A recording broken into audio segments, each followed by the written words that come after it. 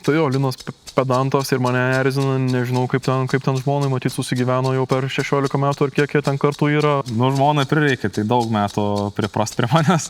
Nu, esu labai pedantiškas. Turiu jausis, kad būtų visur tvarkinga ir tas labai atsispindi visur. Aš tokio lygio pedantas nesu, man gali būti lengva betvarkė, bet tai labai daug duoda, nes pavyzdžiui gamyboje ten yra pilna įrengimų, pilna visokių komponentų, kur mums ten reikia, tai viskas nuo pat pradžių buvo sudėliota į lentynėlės, stalčiukai padaryti, viskas gražiai savo vietos, gali pamest ant kažkokį belekokį stalą, bet ne, jūs padarys ten kokį nors stalą, kur ten custom made, patogu būtų, kad gražu ir kad nebūtų balaganų, nes tą balaganą ten labai greitai galima pasidaryti. Gal ta vienintelė savybė, kuri labiausiai užknisdavo, tai Gytis pats kaip asmenybė, jis yra labai stiprus, labai toks nenusileidžiantis, tikrai laikysis iki paskutinio savo nuomonės. Jo tas užsispyrimas kartais tikrai visus daveda ir tas jo klausinėjimas, jis turi pravardę ten, kiti jį vadina kodėlčiukas, nes dažnu atveju sako kodėl. Ir kas yra gerai, žiauriai gerai tas klausimas yra kodėl, nes kai užduoda jis 5 ar 8 kartus tą klausimą kodėl, iš tikrųjų blemba pasirodo, kad esi neteisus, darom kitaip.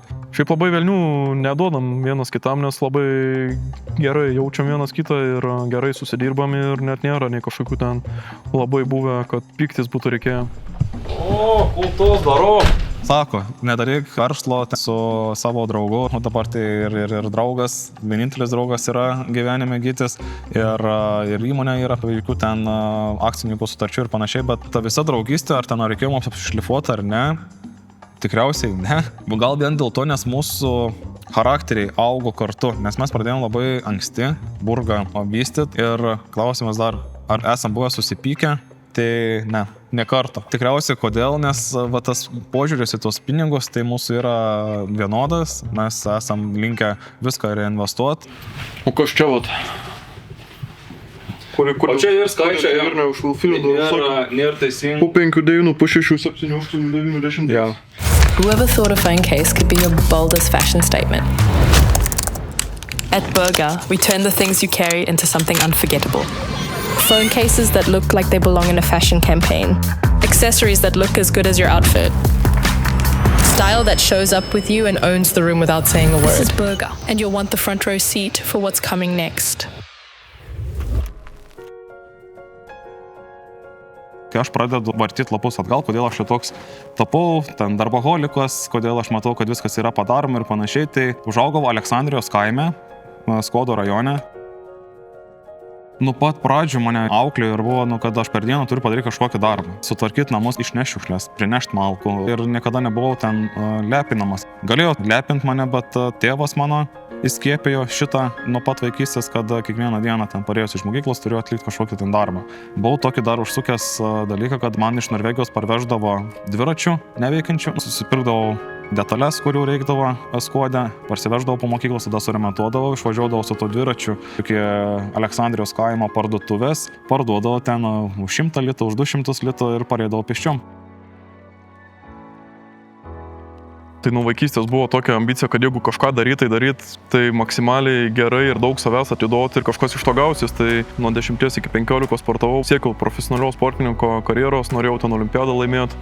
Diską mečiau, galvojau, būsiu Virgilijus Alekna, ten numesdavau tą diską 50 metrų. Ir man buvo toks lūžio taškas, kad buvo varžybos ir tas varžybos aš ten jau 15 buvau, atvarė bičiukas, kuriam buvo 13 metų ir jis iš niekur atvarė, niekada nebuvau matęs jo varžybose ir jam 2 metais jaunesnis, jis jau ten 60 metrų numetė. Tai jeigu jis iš niekur atsirado ir jau metą 60 metrų, aš 5 metus sportuoju ir dar tik 5 kartais numetu, tai supratau, kad jeigu jis dabar atsirado, jis dar progresuos, tai nepralenksiu jo. Tai mečiau tą sportą ir įvyko man ten trauma, kelią 2 kartus operavo ir kol gulėjau ten ant lovos 2 mėnesius, jau galvoju, ką čia daryti toliau su gyvenimu, kažką reikia daryti, kad būtų nauda ir visuomenė, ir man, nešvaistyti tuščiai to laiko ir pradėjau mokytis su grafinio dizaino programom dirbti. Kiekvieną dieną žiūrėdavau ten tutorialus, YouTube'ą įsijungęs, ten visokius forumus skaitydavau, konkursuose dizaino tam pradėjau dalyvauti ir išmokau ganėtinai neblogai. 15 gal buvo toks pirmas internetinis uždarbis, kai sakiau mamai, reikia man sąskaitos, o dar vaikam neatidarinėjo, reikėjo su tėvais eit. Ir jau turėjau nuo 15 visą laiką savo pinigų, nereikėdavo ten iš tėvų prašyti. Pirmas, atsimenu, buvo 50 eurų, po to jau ten prasidėjo ir 200, ir 500, po to, kai pastoviai pradėjau dirbti ten per mėnesį, gal 2-3 tūkstančius litų uždirbdavau, 16 būdamas. pradėjau dirbti vieną įmonėje, kur fashion industrijoje dirbo, rūbus dar ir pardavinėjo internetu. Tai aš buvau dizaineris, kuris kūrė tuos printus nuo 16 iki 19 metų, tai dariau, realiai tik tai dariau. Gerai, tame jau visai gaudžiausi, nusprendžiau išeit, bet dirbant to įmonėje, kur dirbau, mačiau, kad pasileidę naujo produktą buvo, printeris, sakykime, nusipirko, su kuriuo galima daug įvairių skirtingų tų produktų printint. Vienas iš jų buvo telefono dėklai. Ir pasižiūrėjau tas įrengimus, kiek ten kainuoja, tai kainavo gal ten 1000 eurų. Ir tokia observacija buvo, kad viską labai atmestinai daro, bet pardavimai eina. Ir Linas kėlė vieną kartą tokį tūsą. Čia jau studijų laikais dariau baliuką klasiokų suėjimą nuomojamam bute Kaune. Kai tas baliukas vyko, visi ten mes studentai dalinomės patirtim, kaip koks skolis artėja. Ir tada aš klausiau Gyčio, sakau, kaip tau einas? Ir jis man pradėjo pasakot. Sakau, nu va, čia dirbu, darau ten dizainus, printina ten tos rūbus, pardavinėja internetu, bet čia tokį aparatą nusipirko, pardavinėja dėklus, viską ten labai atmestinai daro, pardavimai eina, tas aparatas ten toks pigus, sakau. Taip bendrai visai hebrai ten gal numečiau. Ir Linas sako, tai davai, darom, toks užsidegęs visas pasikūręs, čia galvoju, ką darom, dar taip nesusirišo viskas, kad čia kažką darysim, bet kol aš pas Liną miegot, atsikėlėm ir vėl tos minties nepaleidom, vis kaip čia darysim, nedarysim, pirksim, nepirksim, kaip čia susimesim tas investicijas. Paruošė tokį vieno puslapio verslo planą Linas, atrodė viskas tam make sense, nu ir nutarėm, kad pradėsim, tai susimetėm po 1000 eurų, pirminės investicijos buvo. Vasarom važiuodavau aš uždarbiauti į Norvegiją ir parvažiuojant iš Norvegijos patekau į avariją. Aš gavau kasko išmoką. Išmoka buvo 8000 litų. Tai kaime susitvarkiau mašiną už 4 ir tuos likusius 4000 įmečiau į Burgą. Tai prasidėjom nuo studentiško buto Eigulių rajone Kaune, kai pradėjau studijuoti. Butas tikrai sovietinis, baldai sovietiniai. Gytis buvo atsakingas, ta prasme, jis kūrė dizainus ir rūpinosi pardavimais. Aš esu tas procesinis žmogus, kuris turi vykdyti užsakymus, juos pagaminti ir išsiųsti. Tai kad suprast tą visą butą, tai ten butas buvo tiesiog vieno kambario, tam pačiam kambaryje turi kompą, kur tu studijuoji ir netoli yra tas įrenginys. Pirmasis įrenginys jis visiškai neefektyvus, nedidelis, kinietiškas. Kolidorių yra apkrauta pilna dėžių, ten kvapas ir smarvė nuo to pačio įrenginio yra didžiulis ir ten tu turi laikyti atidaręs iki galo visus langus, kad vidintųsi tas butas. Kai jau įsivažiavom, mes turėjom ten tų užsakymų gal ten 20-30 per dieną ir kad tos 20 užsakymų man ten pagamint, man užtrukdavo kokias 8 valandas.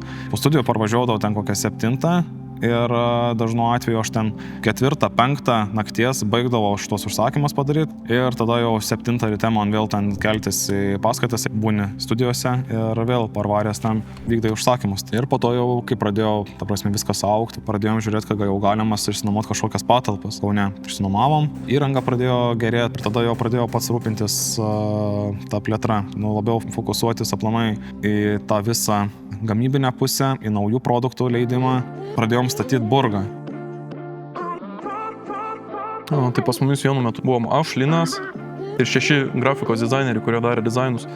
Tai kai jau nutarėm tą fashion brandą kurt, kad darysim madingus aksesuarus, uždavėm tiem 6 dizaineriam užduoti, kurkit dizainus tokius, kad galėtų būti fashion brandas. Ir visi 6 padarė ir tik iš vienos dizainerės buvo tokie, kur galėtum tą brandą kurti. Tai visas kitas 5 dizainerės atleidom ir suklikinom momentaliai, kai pamačiau tos dizainerės dizainus. Iškart mačiau, kaip tas brandas gali atrodyti ir kad kažkas iš to gausis. Tai Burgą kaip pasileidom, tai kas vyksta, niekam nėra įdomu, nes tu esi naunėjimas, neturi jokios istorijos, neturi jokio pasitikėjimo. Per reklamų kiekį mes pradėjom tus pirmus pardavimus gauti, bet tai pirmi pardavimai tai buvo 1 užsakymas ilgą laiką per dieną, 2 užsakymai per dieną. Pačioj pradžioj tai viskas ėjo visiškai į minusą, bent tų pardavimų nebuvo ir iš tos Burgos nebuvo įmanoma ten pragyventi ir išlaikyti patalpų nuomą, bet mes tai priėmėm kaip pamoką. Tai gal koks pusės metų periodas buvo, kur aiškinomės, kaip atvest tą srautą, kaip čia padaryti, kad viskas veiktų. 15 būdamas mokinaus dizainą, tokiu pat principu visą save ten atidaviau, kad tą e-komerciją išmoktų, kursus visokius pirkau, per naktis ten žiūrėjau, iki 5-6 ryto ten prisipirkęs tų kursų. Po to reikėjo Facebook reklamas pradėti leisti. Universitetą nuėjęs nesurasi, kas išmokins, tai visokios Facebook grupės, ten skaitai, kaip kas leidžia, kaip kas daro, kursus ten visokios pirkau ir dar nesupranti, kaip čia kas veikia, paleidi, nieks per daug ten nesikabina, bet po to jau atradom tas pamokas, kaip padaryti, kad tai veiktų. Dar nesisekė, bet jau mačiau, kad jau toj pradėjo sektis. Ir kažkaip buvo vasara, paleidom vasaros kolekciją, sugalvojom padaryti, kad perki vieną dėklą, gauni kitą nemokamai. Mes vis laik darim 1000 eurų apyvartos į dieną, tai 3 dienas tas eilas turėjo trukti. Pirmą dieną to seilo mes padarėm 10 000 eurų dieną apyvartą. Kitą dieną 14 000 dieną, kitą dieną 17 000. Viskas užlūvo, nes mes net nebuvom pasiruošę tokiem kiekiam, nes pardavėm viską. Ir tada kažkas suklikino, gerai galvojom, dabar paleisim Midsummer sale. Ir galvojom, čia reikia paskolą imti iš kažkur babkių prisisakyti už žaliavų, nes čia belekai eis, dabar čia matėm, kad taip eina, tai dabar dar geriau eis, nes jau žinom, kokios reklamos, kokie dizainai, kaip ką daryti. Vėl padarėm tą seilą, vėl ten belekokie geri tie rezultatai buvo. Iš to kilo idėja, kad reikia žmonėm kažkokio pasiūlymo, kad jie norėtų pirkti. Ir tas buy one get one free toks ne iki galo buvo, nes žmonės vis laik pirkdavo tik vieną dėklą. Tai padarėm tą buy two get two free po to ir toks buvo kaip amžinas mūsų dabar pasiūlymas, tai žmonės jau tada 2 turi nusipirkti nebe vieną ir visą ekonomiką užsakymų pakeitė taip, kad kai perka 2, mes galim duoti tos 2 nemokamai, bet vidutinė krepšelio vertė padvigubėja ir tai iš tikrųjų davė labai daug prie to augimo, šoko ten nuo 1000 per dieną apyvartos iki 10 000, po to pasilaikė biškantų 10 000 per dieną apyvartą, po to ten 15, 17, 20, 30, 40, po to ten iš viso jau 80 000 per dieną pradėjom daryti 100, o dabar jau dar įspūdingesni tie skaičiai yra. Tai viską mokinomės patys ir išmokom ir dabar tai daug duoda, nes kadangi patys viską perėjom, savo rankom ten viską darėm ir tas reklamas leidom ir kūrėm ir filmavom patys. Nu, aš pats ir šūtinguose dalyvau ir rašiau skriptus, kokios tos reklamos turi būti ir pats jas į Facebooką suleisdavau, algoritmui ten optimizuodavau, konfigūruodavau tą targetingus ten tos visus. Tai dabar labai gerai pasitarnauja, nes gali su visais susikalbėti, tai duoda, kad esam šią dieną sėkmingi, kad kiekvieną stepsą ten patys esam perėti.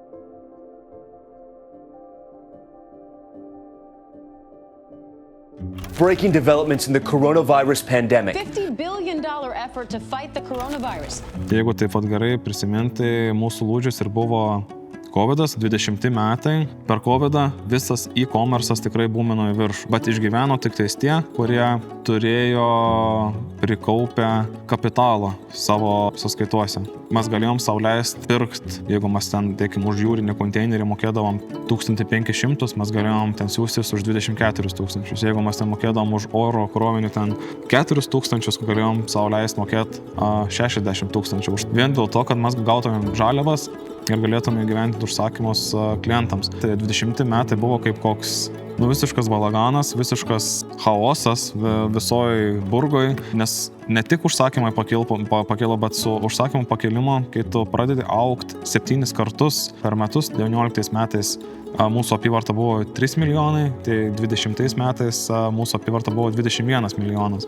Tai ten 7 kartus augti įmoniai yra tikrai didžiulis iššūkis ir suvaldytus visus procesus irgi yra didžiulis iššūkis, nes tu turi nuomotis papildomai patalpų gamybai, tu turi ieškoti papildomai komandos žmonių, tu turi susiorganizuoti greitai papildomos įrangos. Ir kaip aš mėgstu vaizdžiai paminėti, kad mes per tuos 20 metus turėjom tiesiog vieno aukšto namuką, mes jį turėjom nugriauti ir ant to vieno aukšto namuko pamatų pastatyti dangoraižį. Ir kuris buvo visiškai netvirtas, jis siubavo į visas pusės ir būtų bet kada jis sugriuvęs. Bet spėjom sustiprinti pamatus. 20 metais, kur dar nebuvom nei labai dideli kažkokie, patagino mumis Taylor Swift fanų page'os. Ten analizuoja, ką apsirengus Taylor Swift ir patagina tos brandus prie veidrodžio selfie pasidarius Taylor Swift. Ir ten šonas pusė dėklo matos, kur ten aš net taip gal scrollinčiau, gal net nebūčiau pastebėjęs, bet tie fanai išsiaiškino, kad čia mūsų dėklas, patagino mumis ir žiūrim, tikrai mūsų dėklas, net logotipas matos, dizainas mūsų, bet ką čia jau seniai jau taip susigulėjo viskas ir jau įprasta tampa, kad pamatom kažkoks influenceris ten, kur 10 milijonų followerių turi YouTube, ten filmuoja kažką, rodo, kad su mūsų dėklu tai atsiranda, kuo žinomesnis tampi, tai kažką jie turi nešioti, tai džiaugiamės už tai, kad ne kažką kitą mumis pasirenka. Tai turim influencer marketing departamentą, ten gal 35 žmonės dirba ir pastoviai su tais influenceriais daro partnerystės ir esam darę gal 120 000 mokėję, esam 80 000 mokėję viena iš Nyderlandų influenceriai, kur ten tokį paprastą TikToką nufilmavo, kur ten net nelabai pasakysi, kad mumis reklamuoja, kažką ten veikia atsisėdus ir ten dėklą telefoną laiko rankose ir tiesiog tai buvo visa reklama, už kurią sumokėjom 80 000 apčiuopiama, iš karto tokio nepajusi, kad vat, įsimetė ir viskas sproksta. Bet labiau toks longterminis dalykas, kad tas influenceris vaikšto, mato pastoviai tave, po to tu leidi reklamas Facebook'e, žmonės jau būna matę pas dar 5 influencerius, o šitą kažkur jau mačiau, noriu ir aš nusipirksiu ten gal 7 ar 10 marketingo kanalų tokio išskirtų, pagerina visą tą bendrą marketingą, kur mes darom. Analizuojam ten visokius catwalkus, Milan Fashion Week, ten Paris Fashion Week, žiūrim, kas kartojas, kokios spalvos, kokie patternai ir iš to inspiruojamės tas kolekcijas daryti. Today we're shooting the new Burga collection. Burga buvo pastatyta ant to gražaus, estetiško turinio, kad nebūtų dar vienas postukas kažkoks, bet kad pakreiptų kažkaip tą dėmesį.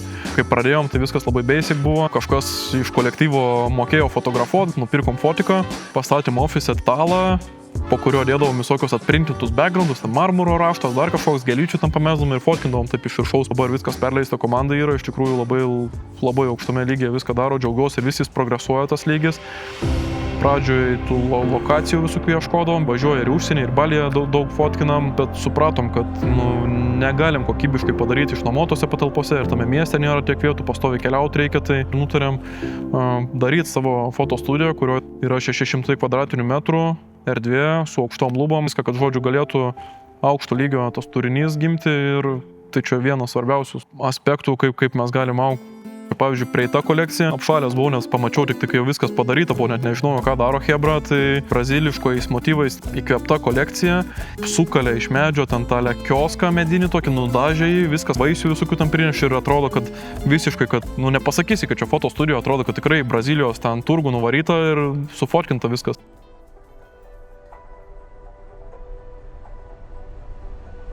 Tokį vieną gerą mintį esu girdėjęs ir pastoviai man įstrigus jau kokie 4 metai, tai kaip turėtų atrodyti tavo verslas ar ten prekės ženklas, kad tu, jeigu turi tik vieną galimybę, vieną šansą, padaryti vieną pardavimą ir tavo visi ateities pardavimai turėtų priklausyti nuo to, kokį tu patirtį klientui suteikiai.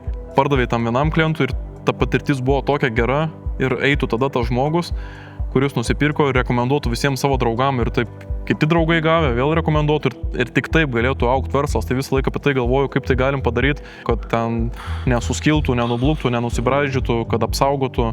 Po to, ar mes greit atsiunčiam, jeigu žmogui kažkokia problema, ar mes tam po 5 dienų atsakom, ar mes atsakom per 5 minutės jam, e-mailus kokius siuntinėjom, ekologišką pakuotę, perdirbam, ar malonų išpakuot, ar vaizdas gražus. Visą laiką nuolat apie tai galvojam ir net toks projektas yra užvestas, kuris vadinas One Chance, One Opportunity.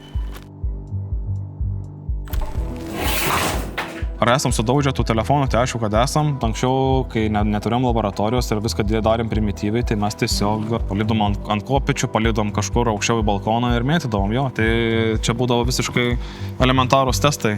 Kadangi mes taikom į premium segmentą, pas mūsų dabar net yra ir sukurtos testavimo grupės, kur mes duodam savo komandos nariams nešiot produktus ir kad surašytų po to ten po savaitės ar po 2, koks yra feedbackas. Ta kokybė pastoviai keliam, dirba dabar daug inžinierių visokių ir atlikinėjom laboratorijoje testus, žiūrim, kada suduš, kada nesuduš. Ten yra military grade standard testai, kur turi ant cemento iš tam tikro aukščio numest ant kiekvieno kampo po 20 kartų ir žiūrėt, kas tada bus, ar atlaiko ar neatlaiko tuos nukritimus ir tada gali turėti sertifikatą. Tai mes dabar sertifikuojame tos dėklus, tai greitų metų bus military grade standartas.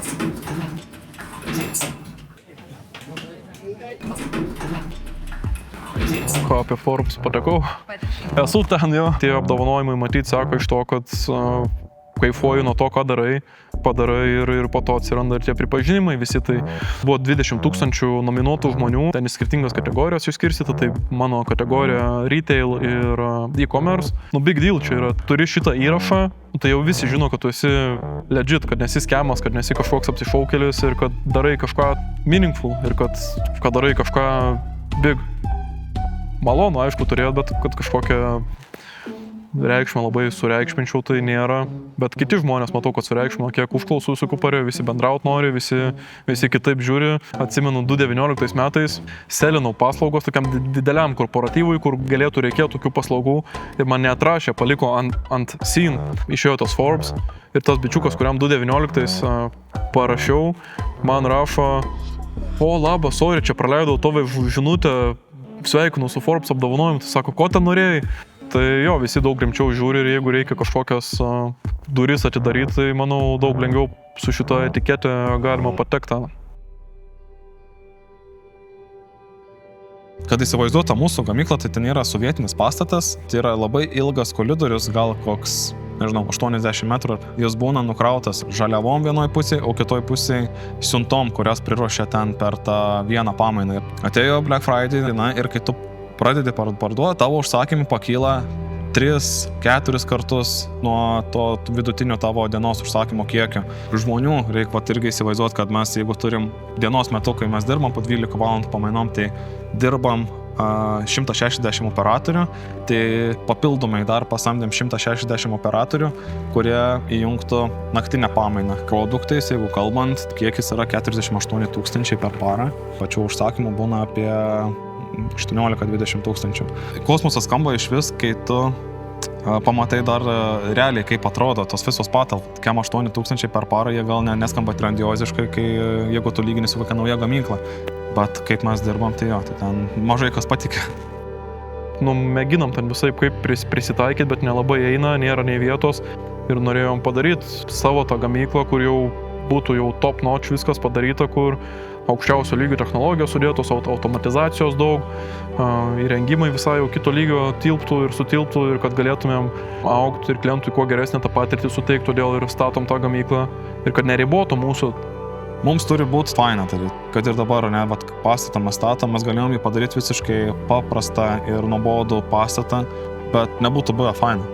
Dabar suprast mastą, tai mes ties gamykla dirbam 3 metus. Ten esam atidavę labai daug naktų, labai daug galvojimų, labai daug prie brėžinių sėdėjimų ir panašiai. Yra sporto salės, pirtis ir čia tokie menkniekiai, bet tas pats visas dizainas, koks yra pas mūsų suplanuotas, tai viskas yra padaryta tik tais dėl komandos, kad kiekviena patalpa, kiekviena kolona ir būtų išnaudota, kad žmonės jaustųsi gerai. Į pastatą investuosim per visą laiką, kai jau pasileis su įrengimai, su viskom 18 milijonų investicijų yra. Ta visa gamykla atvers mums aplamai naują, aš sakyčiau, šis naują knygą paimsim ir pradėsim rašyti Burgos istoriją. Galva kaip antra Burgos dalis. Aš įsivaizduoju, tai bus su Burgos gamykla, nes ten jau visiškai kitam lygyje mes vykdysim procesus. Norim būti vienintelė tokia įmonė, kuri daro tą tokį print on demand, nes mes esam print on demand verslas, kuris gauna užsakymus, mes juos turim pagaminti per 24 valandas ir išsiųsti savo klientam, kad bus iki tokio lygio automatizuota, kad nieks nepajus ar Black Friday, ar kažkokie ten seilo sezonai. Viskas eis labai sklandžiai. Kai įsikrausysim, tada jau man ten turėtų širdelė dainuoti. Labai laukiu įkurtuvių, padarysim didelį atidarimą, prikviesim ne tik darbuotojus, bet ir visokius verslo svečius, ir tėvus, ir draugus. Jo, laukiu tos dienos, kad tada, manau, labiausiai ir pasidžiaugsim, kad pamatysim, ką pastatėm dabar ten griaučiai. Kažkas vyksta, bet labiausiai džiaugsimės matyti, kai kirpsim tą kaspiną ir pamatysim, ką čia nuveikėm per tos 10 metų, ką pastatėm, ką padarėm. Man didžiausias laimėjimas yra, kad niekada nepasidavėm. Per tą visą periodą pas mus atsirado pagrindinė tokia savybė – neoverthinkinimas. Yra problema, sprendžiam. Jeigu yra galimybė, padarom tokį sprendimą ir jeigu nepavyks, grįšim atgal, padarysim kitaip. Didžiausias pasiekimas matyti yra, kad dabar esam ten, kur esam ir tiesiog perėjom tą visą mėšlą, per kurį reikėjo eiti ir kad dabar viskas ganėtinai taip stabilizavęs yra, nes pastoviai būdavo atsikeli ir tokios mintis, kad viskas čia dabar ragas, užsilenksim. Tai dabar jau tokių minčių nebėra, yra aiškus planas, kaip ką darysim ir kaip padarysim ir tom labiausiai džiaugiuosi. Antras laimėjimas yra, kad sugebėjome surinkti tobulą komandą, kuri padeda auginti tokio lygio brandą, kuris yra išėjęs iš Lietuvos ribų į tarptautinės rinkas. Visų pirma, tą visą burgą ir stato žmonės. Ir labai gerus tos specialistus esam surinkę visi savo srities geriausi, nes mato, kad turim tas didelės ambicijas, o tie geriausi žmonės ir kaifuoja nuo tų ambicijų didelių ir jie savo ambicijas taip gali išreikšti. Šiaip tai turim tokią viziją su to tikslu, ką norim su Burga padaryti. Norim sukurti žiauriausią brandą visame pasaulyje, kur visi dėtų lygiotų su geriausiais pasaulio brandais, ten Nike, Apple, ten ar Gymshark visokie, Skims ar Lululemon, kurie atsirado iš niekur. Neturi nei investuotojų kažkokių, bet sugebėjo pastatytą brandą, kuris būtų ne tik, kad ten didelę apyvartą daro, bet kad visame, ką daro, būtų geriausias ir kur dėtų į knygas, kur ten dėtų vadovėlius, ten marketingo, brandingo, įmonės kaip veikia, tai norim visose spektruose, ką gali turėti įmonė, būti geriausi ir tikimės, kad inspiruos tai kitus gal jaunus žmonės, tokius kaip mes buvom, kurt ir kažką daryti, nes čia ypatingai Lietuvoje neturim kažko, kad būtumėm žinomi už kažką. Tai mano ambicija yra padaryti, kad įkvėptų tiek žmonių kurt ir kad Lietuva taptų fizinių produktų ar direct to consumer brandų sostinė, iš kur atsirastų daug pasaulyje didelių, atpažįstamų, gerų prekės ženklų ir iš to pasekos visos Lietuvos ir gerbuvis gerės, ir ekonomika gerės. Jeigu būsim globalūs prekės ženklai, tai iš užsienio paimsim pinigus, parnešim juos į Lietuvą. Amerikoje pardavinėjom, ten 25% apyvartos iš Amerikos yra kiek to kapitalo iš užsienio partraukiam čia ir gerinam visą Lietuvos ekonomiką ir tikėkimės pagerinsim tiek, kad galėsim tos 5 ar 10% gynybai investuoti ir galėsim investuoti tiek, kad joks rusas nebus baisus.